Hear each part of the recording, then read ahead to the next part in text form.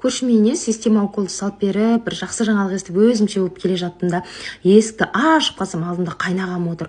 Қабақ дейін носкиге түсіп кеткен, құлағым жып отырды да, сен келін қайда жүрсің деді ғой. Комнатасына кірсем, быт-шытын шығарып, пердені жұлып, карнизімді екі бөліп тастаған ғой. Ойбай, қайнағам бір ашуланса, ашу жаман, енді қалай көңілін аулайым. Залға кірсем, залым шашылып жатыр. Асханама кірсем, асханамда шашылып, қазаным пустой тұр ғой, тамақ істелмеген, соған ашуланды ау дедім да. Кеше шашымды алып бер деп еді, алмағанмын ғой, сол қол босамай. Жүріңіз қайнаға, ашуыңызды басыңыз, қазір деген шашыңызды алып беріп, күшлеп, қарныңызды тойдырам деп тапшанға алдап алып шықтым. Сөйттім де алжапқышты барлығын алып шығып дайындап, шашының барлығын зырылдатып отыр. Алдым сақал мұртын сөйтіп күшлеп, жуындырып, шайындырып, киіндіріп, зыңқ етіп қойдым, батасын беріп қайнағам.